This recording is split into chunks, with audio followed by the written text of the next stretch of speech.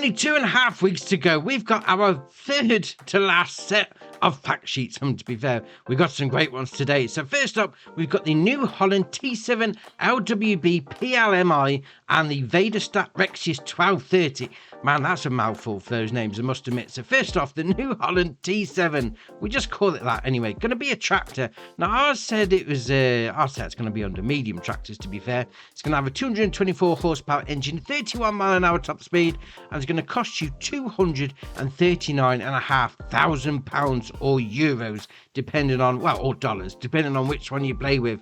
Now, obviously, that's going to be putting stuff along in the field. And on the back of this one, we've got the Vaderstat Rexius 1230, a roller, 180 litre capacity. So I'd imagine that's going to be one of those rollers where you can do oilseed radish, grass, and canola.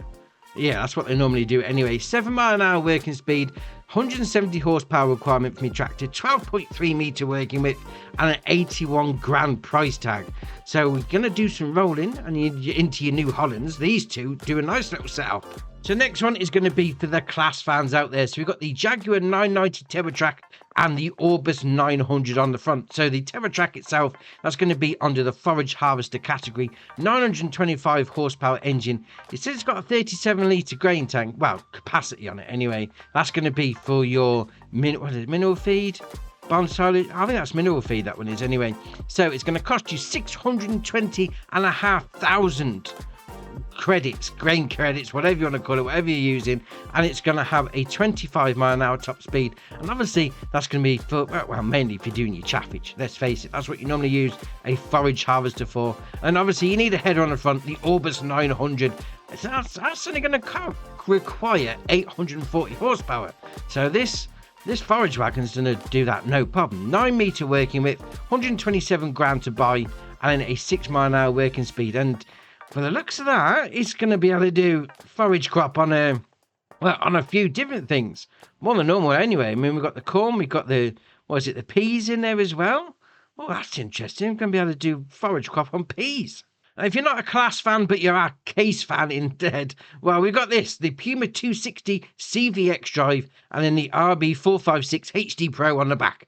So the tractor itself is going to have a 302 horsepower engine. So I'd imagine that's going to be sort of like top medium tractor, that sort of area. It's going to cost you 270,500 grand, and it's going to have a top speed of 31 mile an hour. And then obviously on the back is going to be the baler, the HD Pro, because if it's got Pro in the name, it obviously makes it better. So it's going to do 125 centimetre to 150 centimetre round bales. It's going to cost you 65 grand and requires 120 horsepower from your tractor, and it's going to run at 11 mile an hour. So again, like the class little setup, if you're a case fan, yeah, this is going to sort you out nicely. Our next one is going to be something we've got a little bit of a glimpse of on the old Hootam Pantai information that got released. It's a little, to be fair, this looks awesome. It's a little 3-wheeler pickup truck thing. That looks ace. So it's the Ape. Is it Ape or is it APE? We'll go with APE 50. We'll go with that anyway. It's going to be found under cars. It's got a 3 horsepower engine. I think my hairdryer's got more. I haven't got a hairdryer, the wife has, but I think the hairdryer's got more of an engine than 3 horsepower, but all right, fair enough. It's going to cost you 5.5 grand, so that is wow cheap indeed. 23 mile an hour top speed. But that's it. I mean, to be fair, if you're going on the Hootam Pantai map, you're going to need one of these. It fits in with the locals. It's got to be done. And the fifth one, yeah, we got 5 today. We normally only have 4, but the fifth one is something we haven't seen, and since the original game trailer, the original theatrical trailer that first got released, Aprilia dirt bike.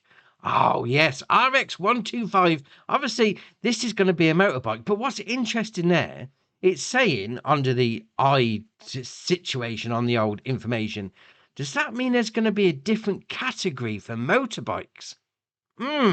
Interesting indeed. Now, it says it's got a manual gearbox, but obviously you have the option to just plain automatic, so that shouldn't be that much of a problem. 62 mile an hour top speed.